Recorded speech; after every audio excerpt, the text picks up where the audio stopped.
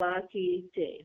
Beloved God, help us all to love you more and more and more and more and still yet more till we become worthy of union with you, and help us all to hold fast to Baba's Daman till the very end. Avatar Meher Baba ki jai. Jai Baba.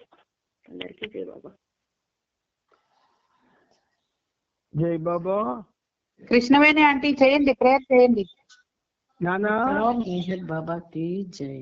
Pritam Meher బాబా, నీవు ప్రసాదించిన ప్రవచన సారమును గ్రహించవలసిన తీరులో గ్రహించి సదవగాహన చేసుకుని వాటిని మా జీవనములలో ఆపాదించుకొని నిజాయితీ తోడను నిర్మల ప్రేమ తోడను వాటిని ఆచరించులాగున మా అందరినీ ఆశీర్వదించు. అట్టి ఆచరణయుత జీవన శైలిలో జీవించినట్లు మా అందరినీ అనుగ్రహించు. అవతార్ మెహర్ బాబా కి జై. అవతార్ మెహర్ బాబా కి జై. ప్రేమకారం ప్రణవ సహితం అద్వితీయం అమోఘం మహాతేజం మధురహాసం స్వర్ణదేహం అనంతం శ్రీంతనయం నిరుపమానం ప్రేమ హృదయేశ్వరీశం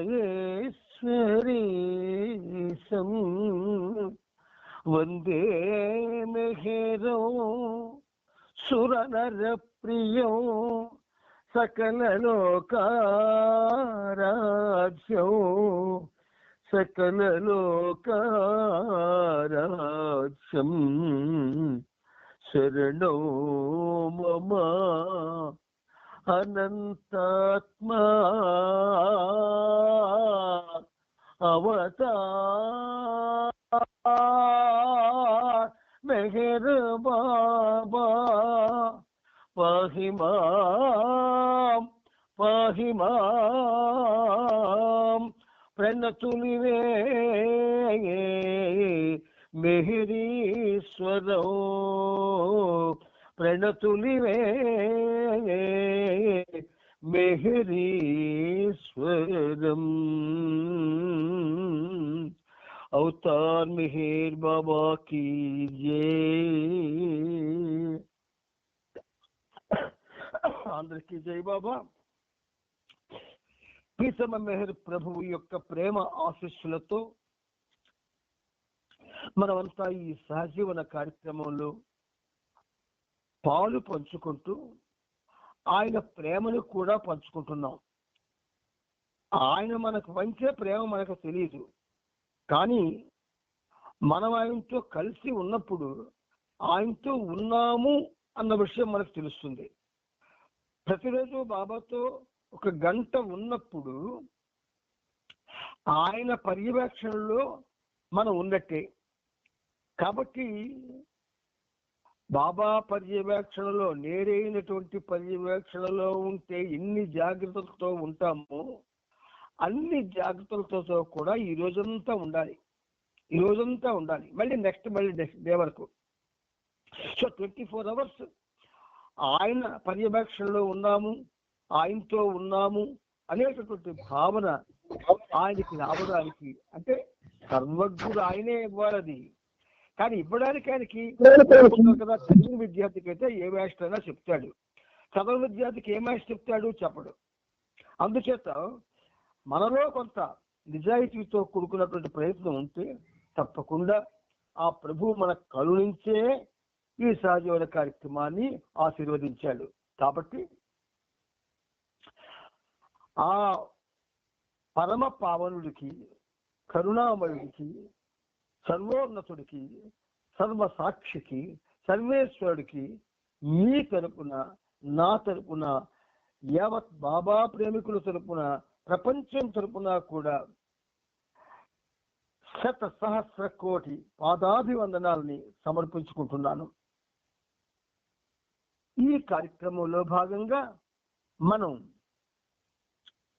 ప్రవచనాల్లోని నిజమైన శిష్యరికం అనేటటువంటి ఒక అద్భుతమైనటువంటి మెసేజ్ని చెప్పుకుంటున్నాం. దాంట్లో మన ముందు పేరాలో పేజీ నెంబర్ 172లో ఆ మీద పేర చెప్పుకొని ఆపాం. అదొక్కసారి మళ్ళీ రిపీట్ చేస్తారు బాబా. దృఢంగా ప్రధానంగా ఉండే విశ్వాసం ఆ వ్యక్తిని మతాలకు సంబంధించిన బాహ్యకర్మలను అధిగమించిపోవటకు సహకరించి పైపైన గల ఊకను వదిలి లోపలిదైన గింజయనే ఆధ్యాత్మిక జీవితానికి చేరువగుటకు ఉపకరిస్తుంది. తన సొంత గురువును చేరి ఆయనలో స్థిరపడిన విశ్వాసం గమ్యాన్ని ఆఖరి కూడలిని చేరుకుంటుంది. ఈ ఆయన మాటలు రవంత కూడా పొల్లు ఉండదు, రవంత కూడా జరగదు అని అనుమానపడవలసిన పని లేనిటువంటి అద్భుత వచనాలు. అందుకని ఇప్పుడు ఇందులో భాగంగా బాబా ఏం చేస్తారంటే కళ్యాణ్ యొక్క ఉదంతం బహుశా మనందరికీ తెలిసిందే, కానీ ఎప్పుడైతే పుస్తకంలో ఆయన దాన్ని ఉటంకిచ్చాడో చదువుతారు వినండి. శిష్యుని యొక్క విశ్వాసం ఎల్లప్పుడూ గురువు యొక్క దివ్యత్వపు అనుభూతిలో పాదుకొని ఉండాలి. చిరుగాలికి కూడా కదిలిపోయే గడ్డి పరకలాగా అతడు ఉండకూడదు. పెను తుఫానులకు కూడా చలించకుండా ఉండే రాయిలాగా ఉండాలి. కళ్యాణ్ అనే శిష్యుని ఉదంతం బ్రాకెట్లో కథ గురువు యందు ఉండే దృఢ విశ్వాసపు అర్థాన్ని అభివ్యక్తం చేస్తుంది. శివాజీకి సమకాలీనుడైన సమర్థ రామదాసు అనే సద్గురువు వద్ద కళ్యాణ్ శిష్యుడిగా ఉండేవాడు. గురువు తన శిష్యులందరినీ ఒకే రకంగా చూస్తాడు.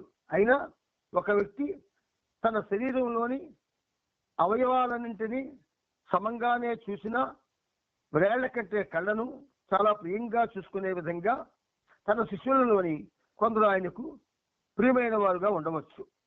అలాగే సమర్థ రామదాసు గారి వద్ద శిష్యులు అనేకులు ఉండేవారు, కానీ వారిలో కళ్యాణ్ ఆయనకు ప్రీతిపాత్రుడు.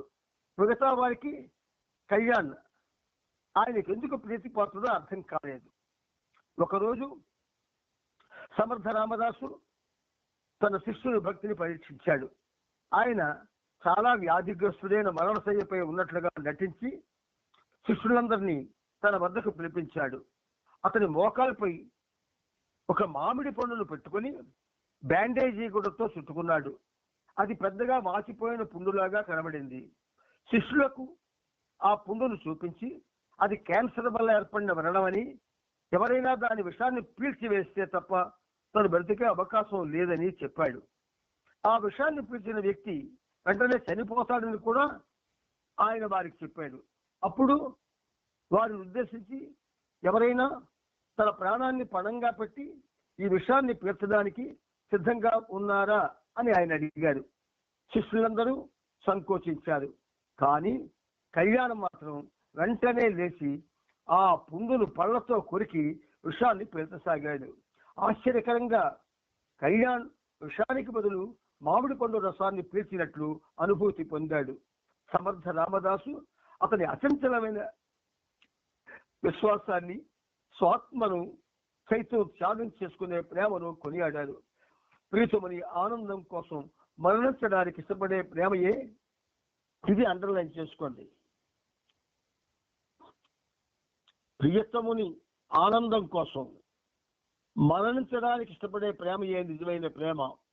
కేవలం గురు కృప వల్లే అలాంటి పరిపూర్ణ విశ్వాసం, తడబాటు లేని ప్రేమ, అవిభాజ్యమైన గురుభక్తి కళ్యాణ్కు సిద్ధించినట్లుగా ఏ శిష్యుడికైనా సిద్ధించగలదు. ఈ సంఘటన ఇది జరిగింది. బాబా దాన్ని మనకు తెలియజేయడంలో ఉద్దేశం ఏమిటి? ఆయన కోసం అవసరమైతే మరణించడానికి ఇష్టపడే ప్రేమ మనకు ఉండాలి.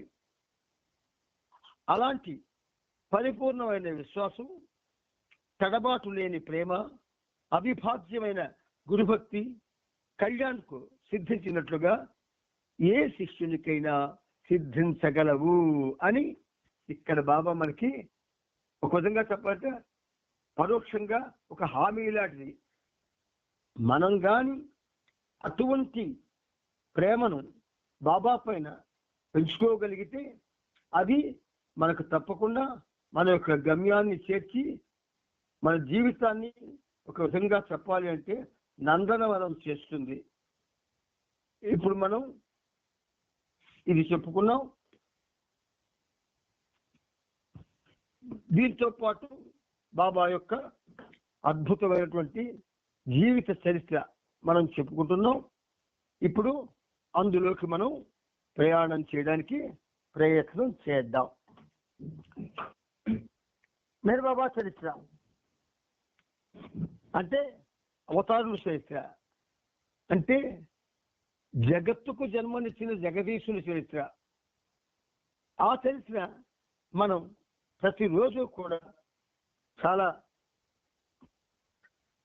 చాలా చాలా ప్రేమతో చదువుకుంటూ ఆ ప్రతి విషయాన్ని కూడా మనం అవసరమైన చోటల్లా వివరించుకుంటూ ముందుకు ప్రయాణం చేస్తూ ఉన్నాం. 8వ తారీఖుని మనం 2635వ పేజీని ప్రభు చరిత్ర 7వ భాగంలో ఆపుకున్నాం. ఇప్పుడు అక్కడి నుంచి మరి కాస్త ముందుకు వెళదాం.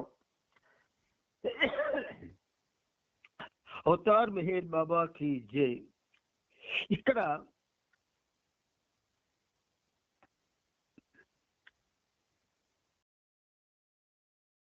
జనవరి 12న బాబా వాళ్ళిద్దరినీ పిలిపించి మునిగే మనిషి ఉదంతాన్ని మళ్ళీ సామ్యంగా ఇలా వివరించారు. మునిగిపోతున్న మనిషిని రక్షించడానికి నిపుణుడైన ప్రాణరక్షకుడు విభిన్నమైన పద్ధతుల్ని ఉపయోగిస్తూ తరచుగా తలపై గట్టిగా కుట్టే విధానాన్ని అనుసరిస్తాడు. అప్పుడప్పుడు నేను నా ప్రేమికుల పట్ల, శిష్యుల పట్ల క్రూరంగా వ్యవహరించవలసి వస్తుంది. ఆయనలో ప్రేమ తప్ప క్రూరత్వం ఉండదు. కానీ ఎక్కడ నువ్వు నా దగ్గర ఉన్నానికి పనికిరావు అని ఏ శిష్యుడైనా అంటే వాడికి మాత్రం అది క్రూరత్వం అని అనిపిస్తుంది.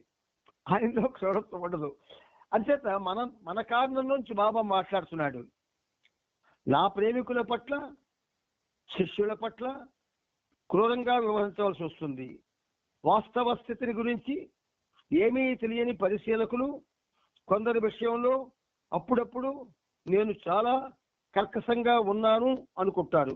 కానీ భ్రాంతి అనే మహాసాగరంలో ఒక వ్యక్తి మునిగిపోతున్నాడని నాకు తెలుసు కనుక నిపుణుడైన ప్రాణదాత వలె నేను ఆ వ్యక్తికి మంచి చేయాలని అన్ని విధాలా సాయపడతాను. ఇది వాస్తవం. ఎంత బాగా చెప్పారో చూడండి. మీ ఇద్దరికి నా బాణాలు తగిలాయి, బాధపడ్డారు. కానీ నేను మీకు చేసిన మేలు గురించి మీకేమీ తెలియదు. కారణం లేకుండా నేనేది చేయనని ఎవరూ అర్థం చేసుకోవట్లేదు. నేనేమి చేసినా అది ఇతరుల ప్రయోజనం కోసమే చేస్తాను. డాన్ బాబాతో నన్ను క్షమించు బాబా, మీరు క్రూరంగా ఉన్నారు అనుకున్నాను, నాది తప్పే అని చెప్పగా బాబా అతన్ని ఆలింగనం చేసుకున్నారు. అలాగే నీలుని కూడా. బెంగళూరులో ఉండగా రానోగేలి బాబా సూచనల ప్రకారం ది 10 సర్కిల్స్ చిత్రాన్ని రంగుల్లో చిత్రించే పని కొనసాగించింది. బాబా యొక్క తైలవర్ణ చిత్రం మరొకదాన్ని కూడా ఆమె వేస్తూ ఉంది. బాబా నిలుస్తున్న భంగిమలో తలపై తలపాగా స్కార్ఫ్తో ఉన్న చిత్రాన్ని రానో చిత్రిస్తోంది. జనవరి నెలలో ఆ చిత్రానికి తుది మెరుగులు దిద్దుతున్నప్పుడు ఎందుకో గాని బాబా కళ్ళల్లో వ్యక్తమయ్యే భావం విషయంలో ఆమె సంతృప్తి చెందలేకపోయింది. సరిగ్గా అదే క్షణంలో బాబా ఆమె గదికి రావడం జరిగింది. రాను తనకెదురైన క్లిష్ట సమస్యల గురించి బాబాకు తెలియజేసింది. బాబా స్వయంగా కుంచె తీసుకొని ఒక రంగును కలిపి చిత్రంలోని ఎడమ కంటిపై కొద్దిగా పూశారు. క్షణంలో భావం మెరుగైంది. ఇప్పుడు దాన్ని ఇంక ముట్టుకోకు అని బాబా రానుతో అన్నారు.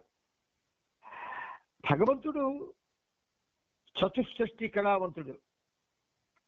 64 కళలు ఆయనలో ఉంటాయి. ఇది శాస్త్రవాక్కు. కానీ మన ప్రియతముల్లో ఎన్ని కళలు ఉన్నాయో తెలియవు. సామాన్యంగా శాస్త్రసమ్మతంగా 64 కళలు ఉంటాయి. కానీ మన ప్రియతముల్లో ఎన్ని కళలు ఉన్నాయో ఆయనకే తెలియదు. అంత గొప్పవాడు మన ప్రియతముడు. అందుచేత కొంచెం భావాన్ని మార్చడం కోసం ఆయన రంగు పూసి దాన్ని ఇంకా ముట్టుకోకు అని బాబా రానోతో అన్నారు.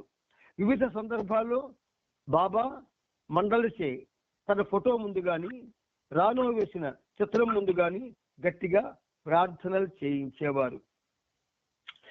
జనవరి 15 ఉదయం 7:30కి స్త్రీ మండలి పిల్లలు జాల్ కేరావాల, డాంకిన్, కాకా, ఏడ్స్లతో కలిసి బాబా హసన్లో కొద్ది రోజులు ఉండేందుకు బ్లూ బస్సులో బెంగళూరు నుండి బయలుదేరారు. మధ్యాహ్నం 12:30కి హసన్ చేరుకొని పర్యాటకులకు నిర్దేశించిన చోట బస చేశారు. గుస్తాద్జీ, పాపా జస్సావాలా హసన్లో ఏర్పాట్లు చేసేందుకు ఒకరోజు ముందుగానే అక్కడికి చేరుకున్నారు. మరుసటి దినం బాబా స్త్రీలను శ్రావణ బెళగోళాలో ఉన్న పర్వతం వద్దకు తీసుకెళ్లి అక్కడ 59 అడుగుల ఎత్తున్న జైన్ సాధువు గోమఠేశ్వరుని యొక్క అద్భుత విగ్రహాన్ని చూపించారు. మర్నాడు ఉదయం వాళ్ళు బేలూరు, హలేబేడ్ వెళ్ళారు. హలేబేడ్లోని పురాతన ఆలయాన్ని దర్శించారు. మర్నాడు జనవరి 18న విరేచనాలతో బాబాకు ఒంట్లో బాగులేకపోయినా బుడాన్ కొండపైకి వెళ్లాలని బాబా ఆదేశించారు. ఇంతకు ముందు ఒకసారి 1936లో బాబా ఆ బుడాన్ కొండను దర్శించారు. ఇప్పుడు శ్రీమండలికి ఆ పవిత్ర ప్రదేశాన్ని చూపిస్తున్నారు. బస్సును డాంకిన్ నడుపుతున్నాడు. కొండపైకి బస్సును నడపడం కష్టమైనా అతను ధైర్యం సరళకుండా ముందుకు వెళ్ళాడు. స్త్రీలతో బయటి ప్రదేశాలు దర్శించడానికి సంబంధించి బాబా, నా అవతార కార్యం నిమిత్తం నేను వచ్చాను. నేను ఎలాంటి విధుల్ని నిర్వహిస్తున్నానో మీకేమీ తెలియదు. ఈ ప్రదేశాల్లో ఆధ్యాత్మిక వాతావరణం నెలకొని ఉంది. నేను రావడం వల్ల ఆ వాతావరణానికి ఒక ఊపు లభిస్తుంది అన్నారు. ఒకరోజు హసన్లో పిల్లలు సార్వాన్, మెహర్వాన్ చింతకాయలు తినడానికి బయటికి వెళ్ళారు. ఖోర్షద్ ఈ సంగతి బాబాకు చెప్పింది. ఇది విని గోలామాసి పిల్లల్ని మందలిద్దామని వెళ్ళింది. ఆమె చేరుకోకముందే సర్వార్ మెహరులను నోరు కడిగేసుకోమని మెహర్వాన్ చెప్పాడు. చింతకాయలు తిన్నందుకు గులామాసి ఆ పిల్లల్ని తిట్టింది. వాటిని ఎక్కువగా తింటే జలుబు చేస్తుందని, వాటిని ఎందుకు తిన్నారని అడిగింది. మెహర్వాన్, మేము తినలేదు, మా నోరు వాసన చూసుకో అన్నాడు. గులామాసి వాసన చూసి పిల్లలు తప్పు చేశారన్న విషయం అబద్ధమని బాబాకు చెప్పింది. మెహర్వాన్ తన ఇద్దరు తొంటరి భాగస్వాములతో, ఇప్పుడు కానీ బాబా మనల్ని పిలిచి అడిగితే మనం నిజం చెప్పక తప్పదు, కానీ మనం ఆ చింతకాయని రుచి చూడడానికే కొరికి ఉమ్మేస్తామని చెప్పాలి అని చెప్పాడు. బాబా వాళ్ళని పిలిపించి ఆ చింతకాయలు తిన్నరా అని అడిగారు. మెహరు తిన్నామని ఒప్పుకున్నాడు. కానీ సర్వార్ మాత్రం తాను తినలేదని చెప్పింది. అబద్ధం చెప్పినందుకు శిక్షగా బాబా ఆమె పెద్ద మీద గొడుగుతో ఒక్కటేశారు. మెహరులకు కూడా పెద్ద మీద ఒకసారి వాయించాడు. ఎంత దృష్టివంతులో ఆ పిల్లలు. సర్వార్ దేనికో ఒకదానికి తరచుగా ఇలా దెబ్బలు తింటూనే ఉండేది. ఒకసారి బెంగుళూరు విద్యుత్ స్విచ్ నొక్కినట్లు అనిపించింది.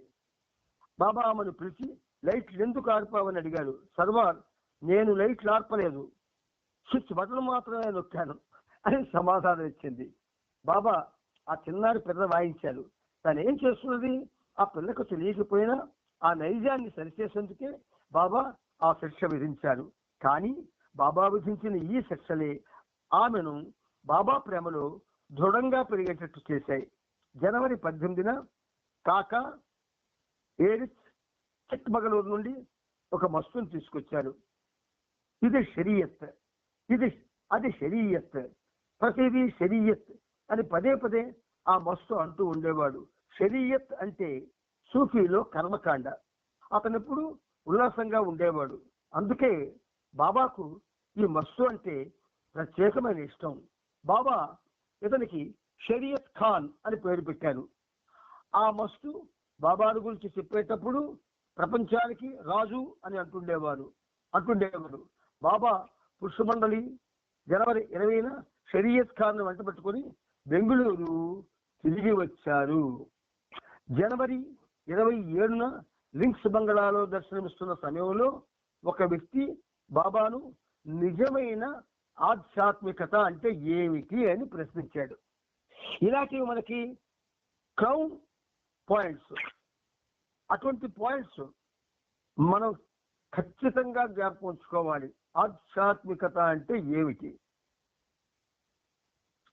ఇది ఒక విధంగా 26-38 పేజీ. కానీ ఆ తర్వాత 26-73 పేజీలో దీని మీదే బాబా మరొక మెసేజ్ చెప్పారు. అది ఈ క్రమంలో మనం చదువుకుంటాం. ఇప్పుడు ఇది చదువుకుందాం. నిజమైన ఆధ్యాత్మికత అంటే ఏమిటి? బాబా ఈ సమాధానాన్ని అక్షర ఫలకంపై చూపుతూ వివరించారు. ఇది జాగ్రత్తగా వినండి. కొంచెం ఎట్టి పరిస్థితుల్లో కూడా డిస్టర్బ్ అవ్వకండి. ఆధ్యాత్మికత అనేది అనుభవించవలసిన విషయం, అలాగే అది జీవించవలసినది కూడా. అది నిన్ను రాయిలా స్థిరంగా తయారు చేస్తుంది. ప్రాపంచిక సుఖ దుఃఖాలేవి నిన్ను బాధించవు. ఏ కోరికలు లేని, ఏ కోరిక కోరని స్థితికి నిన్ను చేరుస్తుంది. చూసారా? మెహర్ బాబా ప్రేమలో మనమందరం కూడా ఏళ్ల తరబడి ఉంటున్నాం. రాయిలాగా తయారయ్యామా? లేదు. కోరికలు లేకుండా తయారయ్యామా? లేదు. ఖచ్చితంగా మనం తల వంచి ఒప్పుకోవాల్సిందే. కానీ ఆధ్యాత్మికతలో ఈ స్థితికి రావాలి. బాబా అన్నారు, ఏ కోరికలు లేని, ఏ కోరిక కోరని స్థితికి నిన్ను చేరుస్తుంది. ఇప్పటికెవరూ రాలేదు. నీవేది కోరనప్పుడు నీకు అన్నీ ఉన్నట్లే అంటారు. ఈ చక్కీ బాబా మస్తుడు చూడండి. అతను ఎంతో అమాయకుడు, ఎంతో ప్రేమాస్పదుడు, ఎప్పుడు ఎంతో సంతోషంగా ఉంటాడు. కారణం అతనికేమీ అక్కర్లేదు. అతనికి అన్నీ ఉన్నాయని అంటే వింతగా అనిపిస్తుంది. కానీ అతనికి ఆనందం, సంతృప్తి, శాశ్వత మానసిక శాంతి అన్నీ ఉన్నాయి. కోర్కెలు లేని స్థితి లేదా ఏమీ అక్కర్లేని స్థితి. చూడండి, రెండు బాబా చెప్తున్నారు. కోర్కెలు లేని స్థితి లేదా ఏమీ అక్కర్లేని స్థితి అన్నది ప్రతి వ్యక్తిలోనూ నిగూఢంగా ఉన్న శక్తి. చూసారా? నిగూఢంగా ఉన్న శక్తి అది. ఏది? కోర్కెలు లేని స్థితి, ఏమీ అక్కర్లేని స్థితి. అంటే ఈ రెండు ఇంచుమించు ఒక్కలాగా కనిపిస్తున్నాయి మనకి. కోర్కెలు లేని స్థితి అంటే అది చాలా గొప్పది. కానీ ఏమీ అక్కర్లేని స్థితి అంటే ఒక విధంగా బై వర్చ్, అంటే వాడి యొక్క బాబా దగ్గర వాడు పొందే శిక్షణలో వాడు ఆ స్థితికి వస్తాడు. అంతటా ఆ శక్తి మీలో దాగి ఉంది. దానిని మీరు కనుగొనాలి. నేను దాన్ని కనుగొన్నాను, నిరాఘాటంగా అనుభవిస్తున్నాను. మీకు నాకు మధ్య ఉన్న తేడా ఒక్కటే. మీలోనూ నాలోనూ ఆ నిగూఢ శక్తి ఉన్నప్పటికీ నేను దాన్ని అనుభవిస్తూ ఉన్నాను, మీరు ఇంకా దాన్ని అనుభవించాల్సి వస్తుంది అని అప్పుడే బాబా కన్ఫర్మ్ చేస్తే మనకు ఎలాగా శక్తి వచ్చేస్తుంది? అలాగని బాబా అనేసారు కాబట్టి మరి రాదు కాబట్టి ఆ పరిస్థితిలోకి వెళ్ళడానికి మనం ప్రయత్నించక్కర్లేదు అనేటటువంటి నిమ్నభావం కలగకూడదు. బాబా అన్నారు కోరికలు లేని స్థితి లేదా ఏమీ అక్కర్లేని స్థితి. కొంతమంది కోరికలు విపరీతంగా పుడుతూ ఉంటాయి, అది తప్పు కాదు. సంస్కార భూయిష్టమైనటువంటి శరీరం కదా, అంచేత సంస్కారాలకు అనుగుణంగా కోరికలు పుడుతూ ఉంటాయి.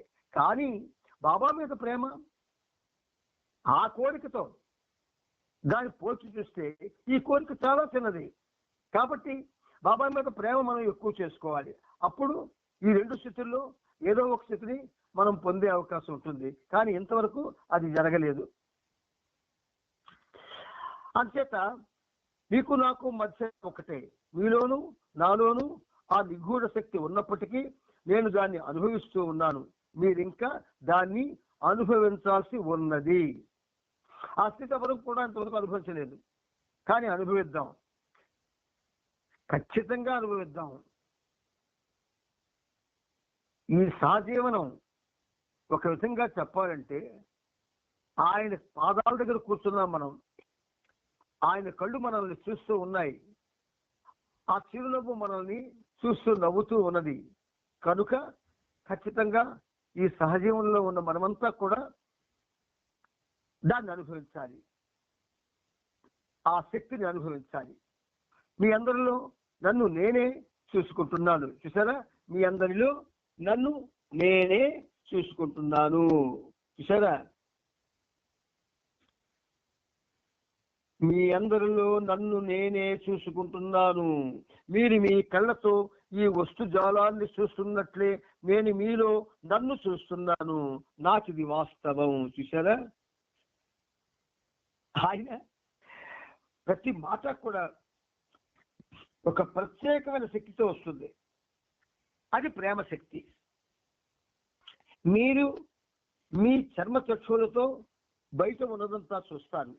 బాహ్యమైన ఈ అంశం వెనుక కేవలం ఏమీ లేని శూన్యమే కాకుండా స్వచ్ఛమైన శూన్యత్వం కూడా ఉంది.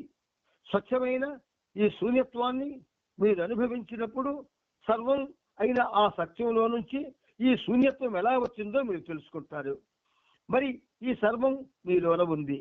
మీరు ఈ అనుభవాన్ని పొందినప్పుడు మీలోని కోరికలు లేని ఆ నిగూఢ శక్తి వికసించి మీరు దాన్ని అనుభవించడం ప్రారంభిస్తారు.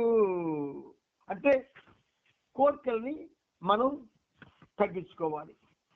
కోరికల్ని ఎలా తగ్గించుకుంటాం? పెద్ద కష్టమేమీ కాదు, అది పెద్ద కష్ట సమస్య కాదు, ఇష్ట సమస్య కావాలి.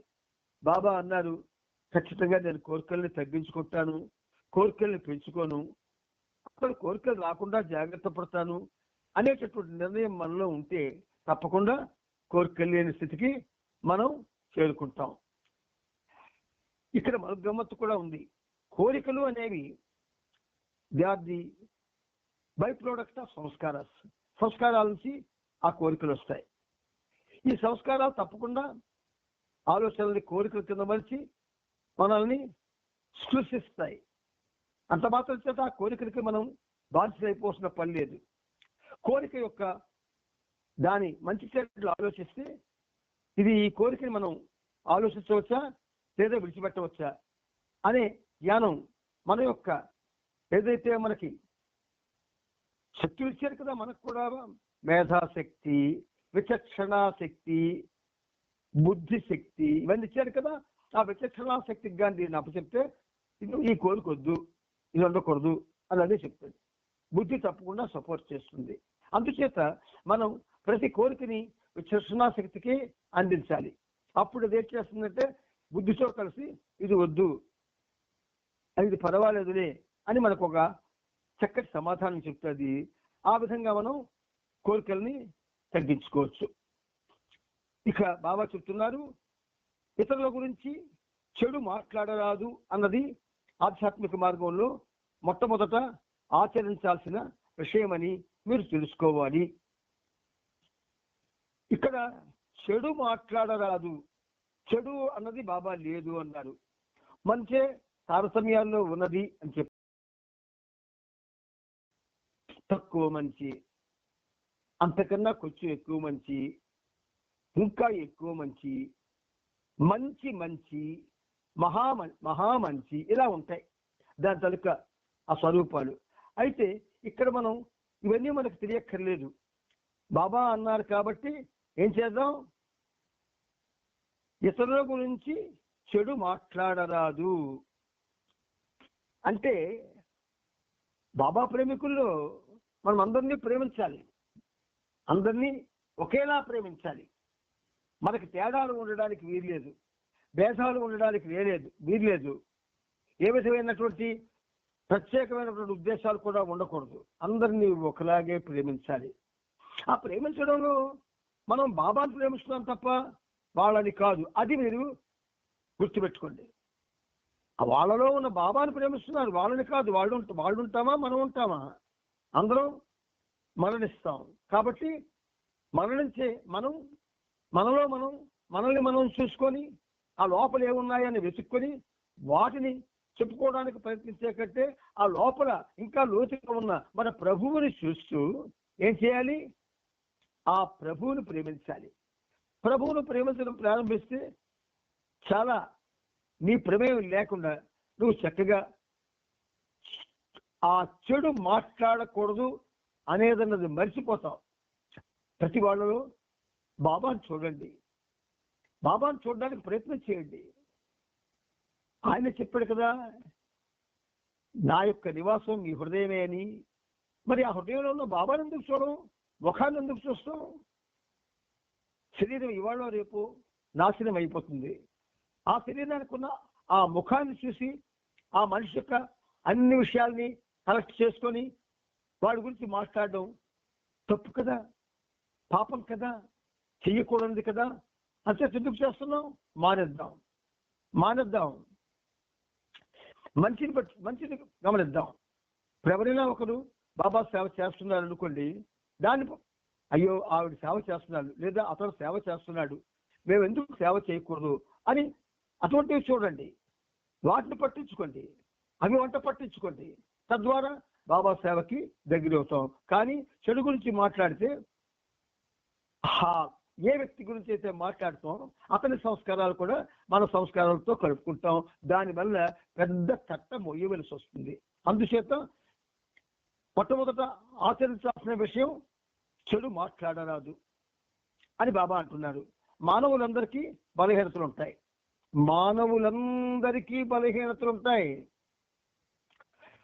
బలహీనత అంటే ఏమిటంటే దానికి ఈడైపోయే పరిస్థితి అనమాట. కొంతమంది సిగరెట్లు తాగుతారు, వాళ్ళు ఎప్పుడు ప్రారంభిస్తారో తెలియదు, కానీ ఆ సాగడంలో దానికి బానిసలు అయిపోతారు. బానిసలు అయిపోయాడా మరి రాలాడు బయటికి. అలాగే తాగుడు, అలాగే పేకాట, అలాగే తిరుగుళ్ళు, అలాగే ఎదుటి వాళ్ళని విమర్శించడం, వాళ్ళలో బ్యాడ్ని తీసుకొచ్చి ఏదో ప్రపంచానికి ఉద్ధరించే విషయాలు చెప్తున్నట్టుగా అందరితో చెప్పడం, ఇవన్నీ కూడా ఆధ్యాత్మిక మార్గంలో భక్తుడికి, ప్రేమికుడికి, శిష్యుడికి ఉండడానికి వీలు లేదు. ఉంటే వాళ్ళు ఒక్క అడుగు కూడా ముందుకు వేయలేరు. కనుక మానవులందరికీ బలహీనతలు ఉంటాయి. బాబా అన్నప్పుడు ఖచ్చితంగా ఉంటాయి. బాబా అనకపోతే ఏమో, మానవులందరికీ బలహీనతలు ఉంటాయి. పొరపాట్లు చేస్తారు, చెయ్యాలి. పొరపాటు చేస్తే కదా దిద్దుకోవడానికి అవకాశం వస్తుంది. పొరపాటు చేయకుండా ఎలా దిద్దుకుంటాడు వాడు? అందుచేత పొరపాట్లు వస్తాయి. అయినా మూల స్థితిలో వారంతా భగవంతుడి ప్రతిరూపాలే. మూల స్థితి ఉన్నది ఆయనే. The only one that exist, the only one that matters అని బాబా అంటారు. నేనే ఉన్నది, నేను ఒక్కడినే అంటారు. మరి ఒక్కడినే ఉన్నాడు అంటే మనకి వీళ్ళందరూ ఎక్కడున్నారు? మనం ఎక్కడున్నాం? లేవు కదా. అందుచేత మూల స్థితిలో వారంతా భగవంతుడి ప్రతిరూపాలి. అంటే భగవంతుడి ప్రతిరూపాలి అంటే విష్ణుమూర్తి ప్రతిరూపాలు, శంకరుడు ప్రతిరూపాలు, మెహర్బాబా ప్రతిరూపాలు అనుకోకండి. ఆకారంలో ప్రతిరూపాలు. తమ అసలు స్థితిని సాక్షాత్కరించుకునేంత వరకు అందరిలోనూ లోపాలుంటాయి.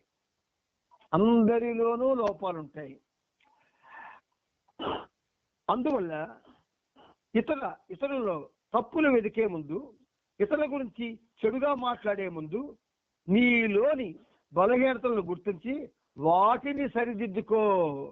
2639వ పేజీ మీద పేర ఉంది చూడండి. మనలో చాలా లోపాలు ఉంటాయి. ఈ సహజీవనంలో ఉన్న వాళ్ళు మనం సహజీవనంలో ఉన్నాం కాబట్టి మనలో లోపాలు ఉండవు అనుకోకండి. అందరిలో లోపాలు ఉంటాయి. ఆ లోపాలు సరి చేసుకోవాలి. ఆ లోపాలని బయటికి తీసి దూరంగా విసిరేయాలి. అవి మనకు చేస్తున్న చెడు ఇంత అంతా కాదు. ఒకరి గురించి మాట్లాడడానికి ఎలా మాట్లాడతాం మనం? అసలు మనం బాబా ప్రేమికులమేనా? బాబా ప్రేమికులమే అయితే బాబా గురించి మాట్లాడుకోవాలా? అంతేగాని ఆ బాబా అందరి హృదయాల్లో ఉన్నాను అని మనకు చెప్తున్నా కూడా ఆ వ్యక్తిలోని అనవసరంగా లేనిపోని లోపాలు వెతికి ఆ వ్యక్తిని రోడ్డు మీద పెట్టి 10 మంది చేత నవ్వేటట్టు చేసి 10 మంది చేత 10 మంది నవ్వేటట్టు చేసి నీకేమిటి వస్తుంది? రేపు నీకు అదే గతి పడుతుంది. చెరపకురా చెడేవు. అంచేత అలాంటి విషయాల్ని బాబా ప్రేమికులు మర్చిపోవాలి. వాటి జోలికి వెళ్ళకూడదు. ఇది బాబా యొక్క ఆర్డర్. సామాన్యమైన ఆర్డర్ కాదు ఇది. పరనందా పరోక్షంగా చేస్తే ఆయన కరుణించడు.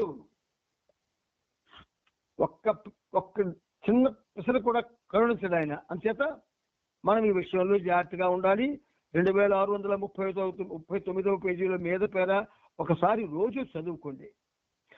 కొన్నేళ్లుగా మెహర్ బాబాకు వ్యతిరేకంగా ఎన్నో కుట్రలు జరుగుతున్నాయని పుకార్లు వినిపిస్తున్నాయి.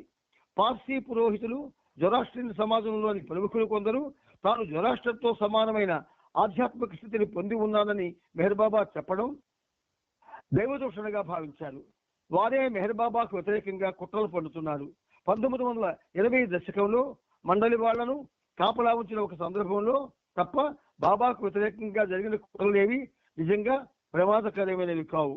అయినా కొన్నేళ్ల వరకు బాబా కార్యక్రమాలను విమర్శిస్తూ గుజరాతీ వార్తాపత్రికల్లో బాబా వ్యక్తిత్వాన్ని కించపరుస్తూ సౌశీల్యాన్ని గాయపరిచే రీతిలో వార్తలు ప్రచురింపబడేవి.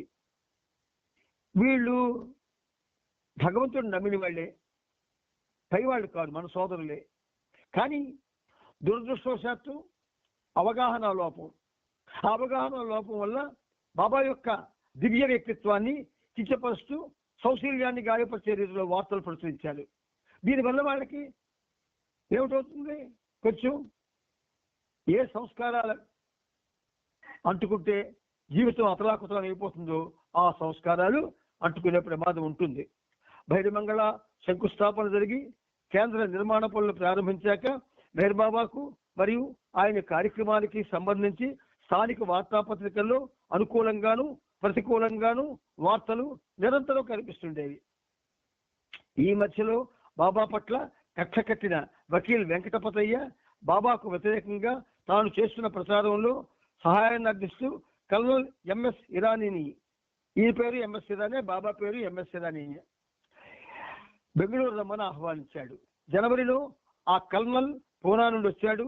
1920 ప్రారంభం నుండి తన సోదరి దౌలత్మాయ్ మేనకోడలు మెహ్రా ఫ్రీని తమ జీవితాల్ని బాబాకు అంకితం చేసుకున్నప్పటి నుండి కల్నల్ ఇరానీ బాబాను తీవ్రంగా వ్యతిరేకించేవాడు. గుజరాతీ పత్రికల్లో బాబాకు వ్యతిరేకంగా అవమానకరమైన నిందారోపణలు చేస్తూ వ్యాసాలు రాసేవాడు. తరువాతి సంవత్సరాల్లో కూడా తన వ్యతిరేక ప్రచారాన్ని కొనసాగించాడు. ప్రస్తుతం బెంగళూరులో బహిరంగ సభలు ఏర్పాటు చేసి 2 ఉపన్యాసాలు కూడా ఇచ్చాడు. మైసూరులో కూడా వ్యతిరేక ప్రచారం కొనసాగించాడు. ఎప్పుడైనా ఒక మంచి పనికి వ్యతిరేక శక్తులు ఎదురై వ్యతిరేకంగా పనిచేయాలి. అప్పుడే పనిచేసేవాళ్ళు ఒక విధంగా చెప్పాలి అంటే నూతన బలం చేరుతుంది. కపట సాధువులతో నా అనుభవాలు అన్న పేరు మీద కల్నల్ చేసిన ప్రసంగాలకు జనవరి 30న సుమారు 150 మంది హాజరయ్యారు. కానీ మెహర్ బాబా అనే ఒక వ్యక్తి పైన విమర్శలతో దాడి చేసి కల్నల్ సభలకు హాజరైన శ్రోతలను నిరాశపరిచాడు. సభకు అధ్యక్షుడిగా ఉన్న బెంగళూరు మేయర్ కూడా కల్నల్ చేసే ఏకపక్ష వాదనకు వ్యతిరేకంగా తన అభ్యంతరాన్ని తెలియపరిచాడు. ఆ ప్రసంగానికి నొరీనా, నదీం, జాల్ కేరావాలా హాజరయ్యారు. జాల్ అతనికి కొన్ని సూటి ప్రశ్నలు వేయగా వాటికి సరైన సమాధానం చెప్పలేకపోయాడు. బాబా చరిత్ర మనకొక చక్కటి సిలబస్. అనుక్షణం కూడా ఆ చరిత్రలో మనల్ని మనం బాగు చేసుకోవడానికి ఎన్ని రకాలైనటువంటి సోర్సెస్ ఉన్నాయో చెప్పలేను. అయినా కల్నల్ ఎంత కృషి చేసినప్పటికీ బాబా అవతార కార్యక్రమంపై ఈ వ్యతిరేక ప్రచారం ఎలా దుష్ప్రభావాన్ని చూపించగలదు. కల్నల్ వ్యతిరేకత కూడా బాబా కార్యంలో ఒక భాగమే. నిజానికి ఆ వ్యతిరేకత బాబా కార్యాన్ని మరింత వేగవంతం చేసింది. కల్నల్ బెంగళూరు నుంచి వచ్చిన తరువాత లెఫ్టినెంట్ కల్నల్ ఎంఎస్ ఇరానీ గారి ఆధ్యాత్మిక వంచన అన్న శీర్షికతో గనీమున్సిఫ్ ఒక కరపత్రాన్ని ప్రచురించాడు. బాబా బాబా బాబా ప్రమేయం ఉంటుంది అందులోని బ్యాక్గ్రౌండ్. కానీ దానికి వ్యతిరేకంగా ప్రచురించాలంటే ఒక విధంగా అవతారం యొక్క విశిష్టత తెలిసి ఉండాలి. అవతారం విశిష్టతగా తెలియకపోతే రాయలేరు. కౌంటర్ అన్నమాట అది. ఆ కౌంటర్ ఇవ్వలేరు. అందులో బాబాను సమర్థిస్తూ కల్నల్ చేసిన తప్పుడు ప్రకటనలకు, అబద్ధపు ఆరోపణలకు ఘనీ సమాధానం ఇచ్చాడు. కల్నల్ తన ప్రసంగంలో తాను ఒకసారి సాకోరి వెళ్లి ఉపాసనీ మహారాజును కలిశానని చెప్పాడు. కల్నల్కు ఉపాసని తన పుస్తకాన్ని చదవమనగా అవి అసంబద్ధమైన విషయాల్లో ఉన్నాయని అది తన ప్రసంగంలో చెప్పాడు. దీనికి సమాధానంగా గనీమున్సిఫ్ తీక్షణమైన మాటల్లో ఇలా రాశాడు. ఉపాసనీ మహారాజు పుస్తకాల్లో ఆధ్యాత్మిక వికాసాన్ని కలిగించే ఏ విషయము చదవకుండా విమర్శించే లెఫ్టినెంట్ కల్నల్ గురించి చెప్పాలంటే ఒక మహర్షి చెప్పిన మాటల్ని ఇక్కడ ఉటంకిస్తున్నాను. ఒక మహర్షి చెప్పిన మాటల్ని ఆయన ఇలా చెప్తున్నాడు. చూడండి, మహర్షి ఇలా చెప్పాడు. మహనీయులు వ్రాసిన ఆ గ్రంథాలు అద్దం లాంటివి. మంచి వర్డ్స్ ఇవి, జ్ఞాపకం ఉంచుకోండి. మనకు కూడా ఎదురవచ్చు ఇలాంటి పరిస్థితులు. చెప్పడానికి ఈ మ్యాటర్ మన దగ్గర ఉండాలి. మనం సొంత భాషలో చెప్పక్కర్లే, సొంత భావాలు చెప్పక్కర్లేదే. ఇక్కడ ఈ పుస్తకాల్లో ఉన్న చర్చ చాలు. మహనీయులు రాసిన ఆ గ్రంథాలు అద్దం లాంటివి. అద్దానికి ఎదురుగా గార్ధవం నిలిస్తే గంధర్వుడు కనిపిస్తాడని ఆశించం కదా. అద్దానికి ఎదురుగా గార్ధవం అంటే గాడిద నిలిస్తే గంధర్వుడు కనిపిస్తాడని ఆశించం కదా. ఒక మేధస్సు ఒక గ్రంథం తలపడితే ఒక డొల్ల శబ్దం వినిపిస్తుంది. ఒక మేధస్సు ఒక గ్రంథం తలపడితే డొల్ల శబ్దం వినిపిస్తుంది. అది ఖచ్చితంగా గ్రంథంది కాదు. ఎంత బాగా చెప్పాడు చూడండి. గని ఎంత గొప్పవాడు. అంటే గొప్పవాడు అంటే ది సెన్స్, ప్రీతముడి మీద తనకున్నటువంటి ప్రేమని ఎవడైనా వేరెత్తి చూపిస్తే ఆ వేరుని నరికేసేటట్టుగా చెప్పాడు చూడండి. ఒక మేధస్సు ఒక గ్రంథం తలపడితే ఒక డొల్ల శబ్దం వినిపిస్తుంది. అది ఖచ్చితంగా గ్రంథంది కాదు. గని ప్రచురించిన కరపత్రానికి జవాబుగా మెహర్ బాబా 20వ శతాబ్దపు గొప్ప వంచకుడు హాక్స్ లేక ఒక ఇరానీ యువకుడు ఎలా జగద్గురు అవుతాడు అనే ఒక శీర్షికలతో ఆడంబరంగా కాస్త పెద్ద సైజులో ఉన్న ఒక చిరు పుస్తకాన్ని సొంత ఖర్చుతో కల్నల్ ప్రచురించి ఘనీ ప్రయత్నాలను తిప్పికొట్టే పనికి పూనుకున్నాడు. పై చిరు పుస్తకాన్ని ప్రతీకార వైఖరితోనూ దండించే స్ఫూర్తితోనూ కూడిన పదజాలంతో అడ్వకేట్ వెంకటపతయ్య రచించాడు. మెహర్ బాబా బోధనలు ప్రవచనాలు అనైతికమైనవని రోత పుట్టించి వాంతి తెప్పించే చెత్త అని వర్ణించాడు. తన ద్వేషాన్నంతా ఇలా ప్రకటించాడు. చూశారా, ఇవి వింటున్నప్పుడు మనం ఎలా వినాలి కృష్ణ? బాబా మీద ప్రేమతో వినాలి, వినాలి. బాబా యొక్క సర్వోన్నత తత్వాన్ని లోపల ఉంచుకొని వినాలి. అంతేగాని ఆ మనుషుల గురించి మనం ఆలోచించకూడదు. చెత్తను భుజించేవాడు, గురాన్ని ఆరాధించేవాడు, కన్యలతో ప్రేమ సలాపాలు చేసేవాడైన ఉపాసనీ మహారాజు నుండి మెహర్ బాబా తన ఆధ్యాత్మిక వారసత్వాన్ని పొందాడు. చెత్తను భుజించేవాడు, గుదాన్ని ఆరాధించేవాడు, కన్యలతో ప్రేమ సల్లాపాలు చేసిన వాడైన ఉపాసనీ మహారాజు నుండి మెహర్ బాబా తన ఆధ్యాత్మిక వారసత్వాన్ని పొందాడు. వెంకటపతయ్య తన పుస్తకాన్ని ఈ ప్రార్థనతో ముగించాడు. ఇలాంటి దొంగ స్వాములందరూ అంధకారంలోకి అంతర్ధానమై మానవ జాతిని వేధించడం మానుకొందురుగాక. అవతారానికి జరిగే అవమానం ఇలా ఉంటుంది. మీకు మెహర్ బాబా అంటే మీకు నాకు కూడా ఒక సామాన్య ఆలోచన ఉంటుంది భగవంతుడు అని. భగవంతుడు అని అందరూ అంటారు. చదువు లేనివాడు అంటాడు, చదువు రానివాడు అంటాడు, చదువుకున్నవాడు అంటాడు. ఒక విధంగా చెప్పాలంటే కొంచెం పిచ్చివాడు అయిపోయిన వాడు కూడా భగవంతుడు అన్న మాట వాడతాడు. కానీ ఆ భగవంతుడు అనే మాట వాడబడేటప్పుడు ఆ వాడేవాడి యొక్క స్థితి, చైతన్యం, మేధస్సు, బుద్ధి ఎలా పనిచేస్తుంది అని మనం గ్రహించవలసి ఉంటుంది. బాబా జీవిత చరిత్ర అంటే మనకు ఒక అద్భుతమైన గ్రంథం. ఆ గ్రంథంలో మన జీవితాన్ని మలుచుకోవడానికి కావలసిన విషయాలన్నీ ఆయన ఏం చేశారంటే ఆయన యొక్క ఆ దివ్యాధికారంతో అన్ని చూపించారు. అందులోని ఆయనది సామాన్యమైన అధికారం కాదు కదా. దివ్యాధికారాన సర్వోన్నతుడనన్న సర్వేశ్వరేశ్వర మెహరీశ్వర. ఆ సంబోధించడానికి అర్హత ఉండాలా?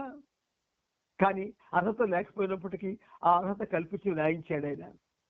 దివ్యాధికారం ఆయన ఏది చేసినా ఆ డివైన్ స్టేటస్ లోనే చేస్తాడు ఆయన. అందుచేత ఆయన మాటలు మనకి శిరోధార్యాలు, ఆయన ప్రేమ బాట మనకి ఆదర్శం, అదే మన అంతిమ గమ్యం. అందుచేత చరమంగా ఆయన సన్నిధి చేరుకోవాలనే ఆశించే ప్రతి బాబా ప్రేమికుడు ప్రేమికురాలు, ప్రతి చిన్న పెద్ద కూడా బాబాకి ఒక విధంగా సంతోషపరిచే విధంగా జీవితాన్ని గడిపి ఆయన సంతోషపడితే నాకు ఖచ్చితంగా the aim of life is to love God, the goal of life is to become one with God అన్నటువంటి స్థితిలో నా లైఫ్ సాగే అవకాశం వస్తుందని అలా గ్రహించి ఆ బాటలో ప్రయాణం చేయాలి. ఇప్పుడు ఇక్కడికి ఈ చాప్టర్ మనం పూర్తి చేసుకున్నాం. ఇప్పుడు బెంగళూరు ఈ చాప్టర్లో చూడండి 2642వ పేజీలో అక్కడ ఒక ఫోటో ఉంది చూడండి. ఒక షెడ్ ఉంది అక్కడ చూడండి. 1940 బెంగళూరులో మస్సులతో ఆంతరిక కార్యక్రమం చేపట్టిన ఏకాంతవాస కుటీరం బయట నిలుస్తున్న బాబా. చూడండి ఎంత బాగుందో. ఏ ప్యాలెస్ దానంత అందాన్ని సంతరించుకుంటుంది. చూడండి ఆ కుటీరం ఎంత అందంగా ఉందో. మైసూర్ మహారాజు ప్యాలెస్ కంటే గొప్పగా ఉంది. ఏవేవైతే ప్యాలెస్లుగా పిలువబడుతున్నాయో వాటికంటే ఎంత అందంగా ఉందో చూడండి. అంటే బికాస్ ఎందుకు అందం వచ్చింది? డివినిటీ అక్కడ తాండవిస్తుంది, దివ్యత్వం తాండవిస్తుంది. దివ్య పురుషుడు ముందున్నాడు. మరి అందంగా కాక ఇంకోలాగా ఎలా కనబడుతుంది? ఆ ఫోటోని చూసుకోండి ఒకసారి. బెంగళూరులో మెహర్ బాబా ముఖ్య కార్యక్రమం దక్షిణ భారతదేశంలోని వివిధ ప్రదేశాల నుండి మరియు ఇతర ప్రాంతాల నుండి తీసుకొచ్చిన భగవదోన్మత్తులైన మస్సులతోనే జరిగింది. తీవ్ర స్థాయిలో జరిగిన ఈ మస్సు కార్యక్రమానికి 2వ ప్రపంచ యుద్ధానికి మధ్య ప్రత్యక్ష పరోక్ష సంబంధం ఉంది. ఈ దశలోనే యుద్ధం ప్రపంచమంతా వ్యాప్తి చెందడం ప్రారంభమైంది. ఈ యుద్ధ సమయంలో బాబా విశ్వకార్యంతో సంబంధం ఉన్న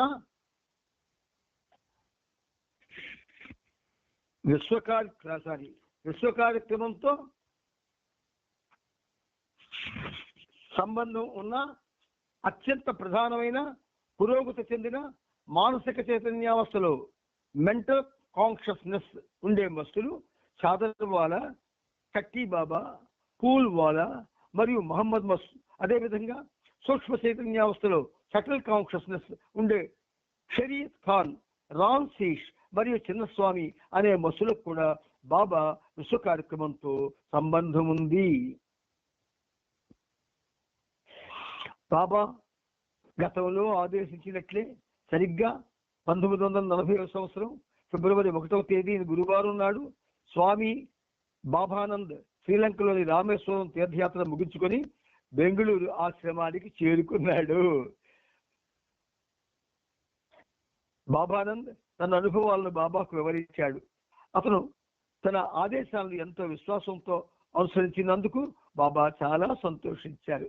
మనకు కూడా బాబా ఆదేశాలని మనం అనుసరిస్తే, జీవితాన్ని ఆ వైపు నడిపిస్తే చాలా సంతోషిస్తారు బాబా. అన్నిటికంటే గొప్పది ఆయన సంతోషపడ్డే. అన్నిటికంటే ముఖ్యంగా నిన్ను సంతోషపెట్టుటకు మాకు అర్హత కలిగినట్లు ఆశీర్వదించు అని ప్రేయర్లో చదువుతున్నామే. ఒక్కనాడైనా దాని గురించి ఆలోచించామా? ఎవరికి వాళ్ళు కూర్చొని ఆలోచించండి, నేను బాబాని ఏ విధంగా సంతోషపెట్టాను, నా వల్ల బాబా ఎప్పుడు సంతోషపడి ఉంటాడు, అసలు నేను చేశానా లేదా ఆ పని విమర్శించుకోండి ఒకసారి. ఆ మర్నాడు బాబా అతన్ని విఠోబాగా ప్రఖ్యాతిగాంచిన శ్రీకృష్ణుని పవిత్ర పుణ్యక్షేత్రం పండరీపూర్కి వెళ్ళమన్నారు. తరువాత సాకోరులోని ఉపాసనిని, ఖేడ్గాంలోని నారాయణ మహారాజుని దర్శించమన్నారు. అలాగే పూణేలోని హజరత్ బాబాజాన్ మరియు షిర్డీ సాయిబాబా సమాధులను దర్శించమని చెప్పారు. బాబా అతనితో హాస్యధోరణిలో, ఈసారి మాత్రం నీవు టికెట్ లేకుండా రైల్లో ప్రయాణించాలి, కారణం నేను ఇప్పుడేమీ డబ్బులు ఇవ్వలేదని చెప్పారు. ఎంత ఎంత హాస్యప్రియుడో చూడండి. ఇంత చక్కటి ఉన్నతమైన ఆదేశాన్ని ఇస్తూ కూడా అక్కడ హాస్యాన్ని ఆయన ఎలా చిలకరించారో చూడండి. నీవు ఈసారి మాత్రం టికెట్ లేకుండా రైల్లో ప్రయాణించాలి, కారణం నీకు ఇప్పుడేమీ నేను డబ్బులు ఇవ్వలేను అని చెప్పారు.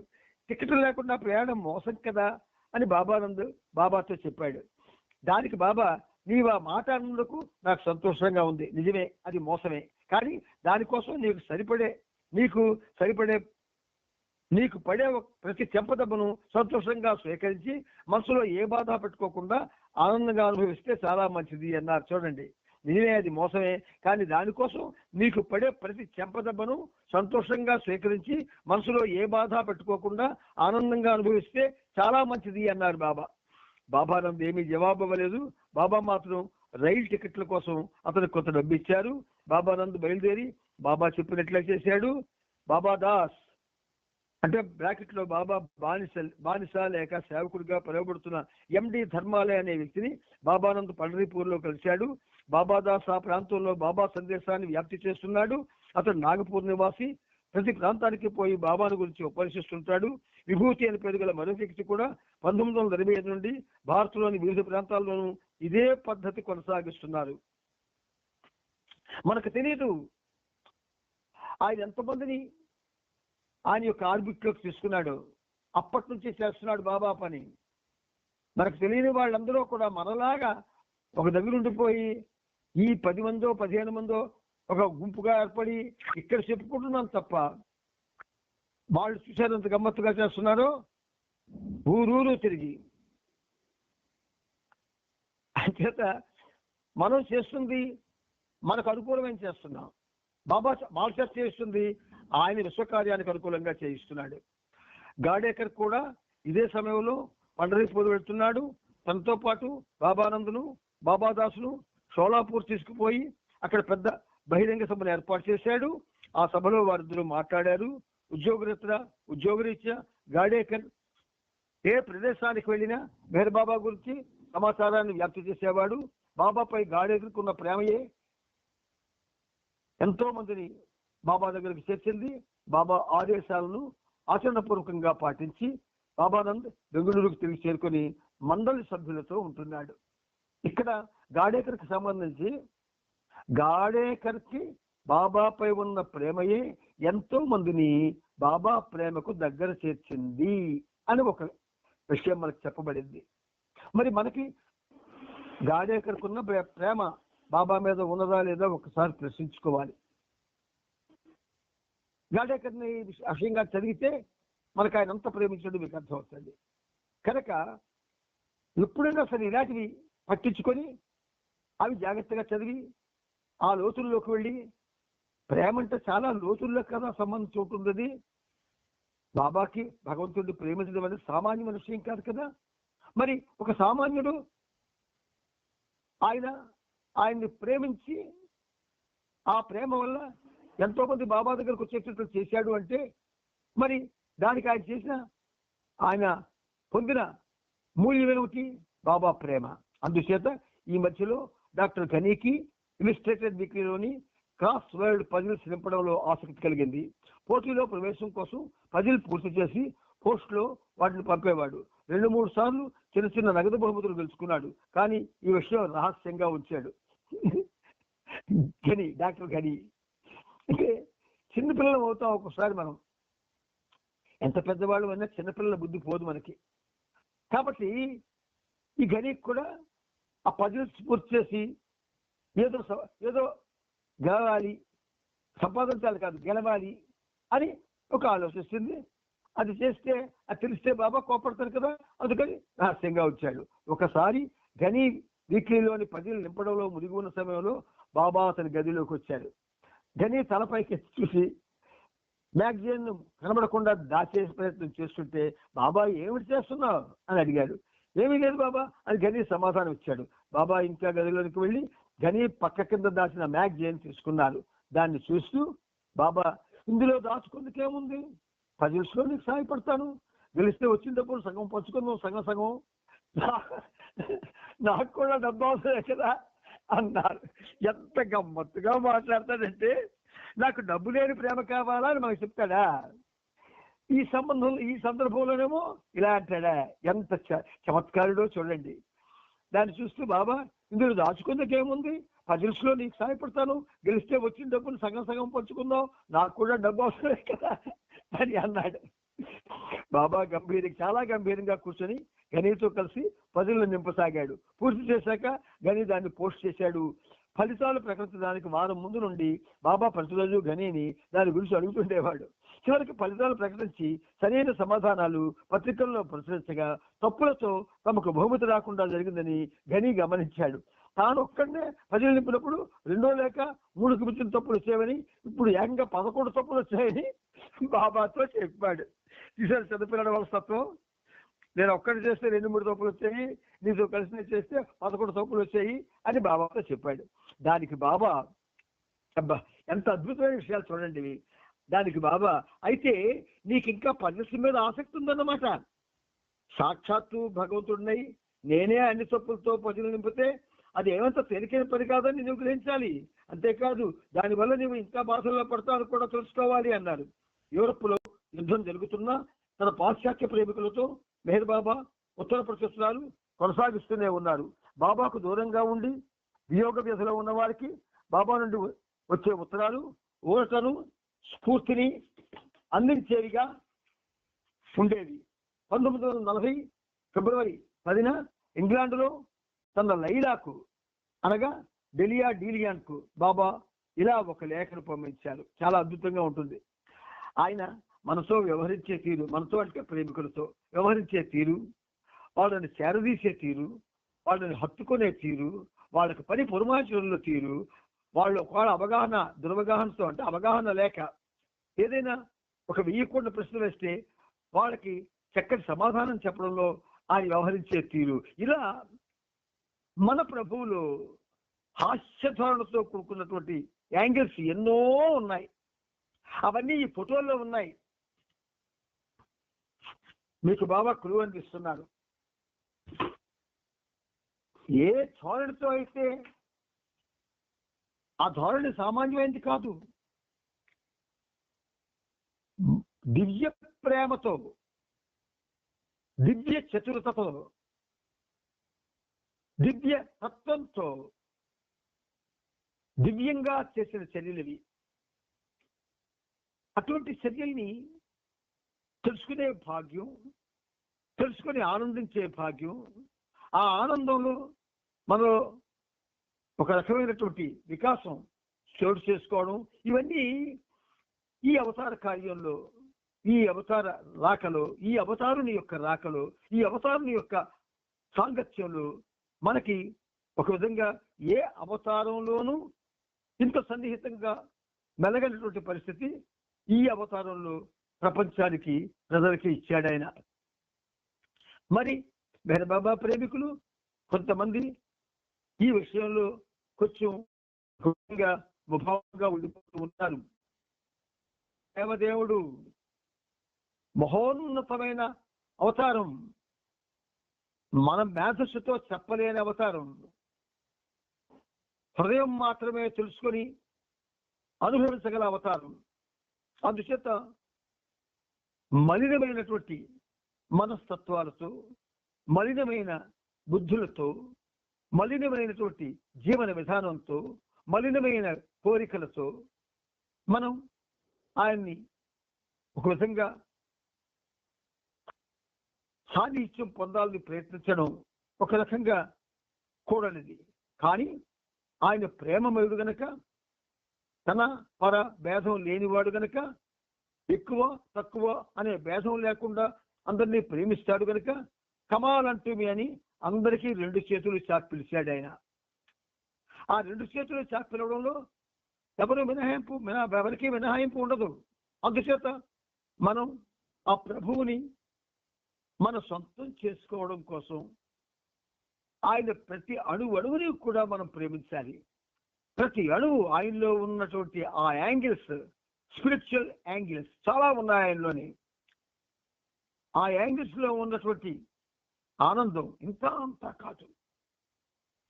ఇంకా ఇది చాలదా అన్నట్టు గాడ్ స్పీక్స్ అది సామాన్యమైనటువంటి గ్రంథం కాదు.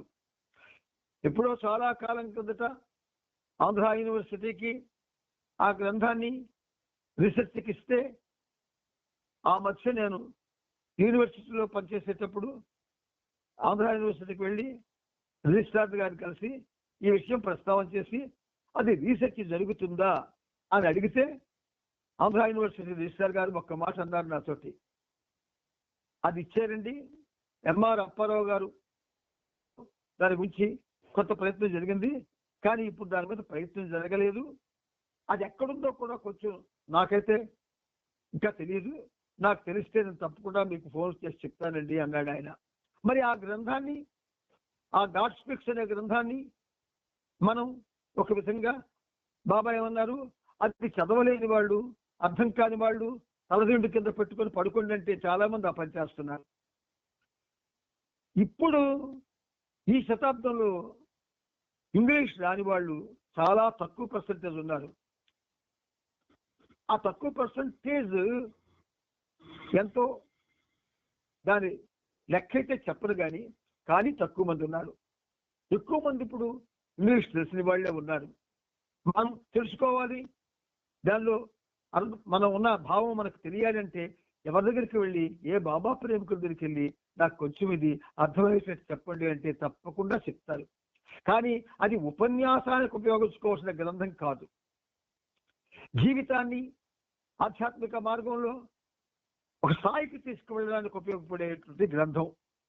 దానిలో అటువంటి సబ్జెక్ట్స్ ఉన్నాయి, కానీ 3 ప్రధానమైనవి: పరిణామం, పునర్జన్మ, వ్యావర్తనం. ఈ 3 ఆ గ్రంథానికి మొక్కుతారు. అంచేత మనం ఇది ఒక విధంగా రీసెర్చికల్ గ్రంథం మనకు కాదు, రీసెర్చ్ చేయడానికి ప్రత్యేకంగా అంచేత కొంతమంది జన్మించబడతారు, జన్మాన్ని పొందుతారు, అటువంటి వాళ్ళు చేస్తారు. మనం ఏం చేద్దామంటే పరిణామం దాటింది, పునర్జన్మలో ఉన్నాము, జన్మలెత్తుతూ ఉన్నాం. అది చాలా దురదృష్టకరమైన విషయం. అంచేత ఆ పునర్జన్మ నుంచి బయటపడడానికి మనం బాబాకు దగ్గర కావాలి. బాబాకు దగ్గర కావాలి అంటే మనం మనల్ని మర్చిపోవాలి. మనం ఏ భౌతిక ప్రపంచంలో ఉన్నామో దాన్ని మర్చిపోవాలి. ఏ కోరికలతో ఉన్నామో వాటిని విడిచిపెట్టాలి. ఏ దురదృష్టకరమైన బలహీనతలతో ఉన్నామో ఆ బలహీనతలని విడిచిపెట్టాలా. ఇలాగ అన్నీ చేస్తే, ఇటువంటి జాగ్రత్తలు తీసుకుంటే బాబాకి ఆయన పాదాల మీద పడి, తండ్రి నేను నీ వాడిని, నువ్వే అన్నావు మాట, నేను మీ వాడిని, మీరు నా వాళ్ళు అని. మరి నేను నీ వాడిని, నాకు పునర్జన్మల నుంచి కాపాడు తండ్రి, దయచేసి నాకు ఆ రకమైనటువంటి తీరులో నడిచేటట్టు నన్ను ఆశీర్వదించు తండ్రి అంటే తప్పకుండా చేస్తాడు. అందుచేత మీ అందరికీ ప్రేమపూర్వకంగా ఒకటే చెప్తాను. ఇక్కడ డీలియంకి బాబా రాసిన లేఖ, మనం రేపు ఆ లేఖతో మళ్ళీ సహజీవన కార్యక్రమం మనం ప్రారంభిస్తాము. అందుచేత మీరంతా కూడా ప్రేమతో కార్యక్రమానికి హాజరవుతూ చక్కగా వింటున్నారు, శ్రద్ధగా వింటున్నారు. కానీ చదవడం లేదు చాలా మంది. ఎప్పుడైతే మీరు బాబా ఈ పనిముట్టు చేత చదివించింది మీరు కూడా చదువుతారో, మీకు కొంచెం బలమైనటువంటి భావన లోతుగా అది వెళ్ళడానికి అవకాశం ఇస్తుంది. అందుచేత అందరూ కూడా చదవండి. పుస్తకాలు ఉన్నవాళ్ళు చదివితే అసలు మీ మనస్తత్వం మారిపోతుంది. బాబా సాహిత్యంగా చదివితే మనస్తత్వం మారిపోతుంది. ఆ మనస్తత్వం మారాలి అని అనుకున్న వాళ్ళకి తప్పకుండా మారుతుంది. భౌతిక కక్షలో మనం చేస్తున్నవన్నీ కూడా నిజం కావు, అబద్ధాలు. ఆయన కోసం మనం నిరంతరం ఆయన స్మరణ చేస్తూ ఆయన ధ్యాసలో ఉంటూ అనుక్షణం ఆయన్ని సంతోషపెట్టడానికి ప్రయత్నం చేస్తూ, మరో పక్క నీ ఆధ్యాత్మిక గురువుగా 100% నిజాయితీతో స్వీకరించి నీ పురోగతికి ఆయన సహాయపడేటట్టు ఆయన అర్థించడం మనం చేయవలసిన ప్రధానమైన కార్యక్రమం. అందుచేత మనం ఆ విధంగా ఆయన్ని ఒక విధంగా ప్రేమించి ఆ ప్రేమలో సహజత్వాన్ని నిష్కపటత్వాన్ని చూపించి ఆయన ప్రేమను పొందాలి. అలా పొందడానికి బాబా మనందరినీ కూడా ఆశీర్వదించుదురుగాక. అవతార్ మెహర్ బాబా కీ జై, అవతార్ మెహర్ బాబా కీ జై, అవతార్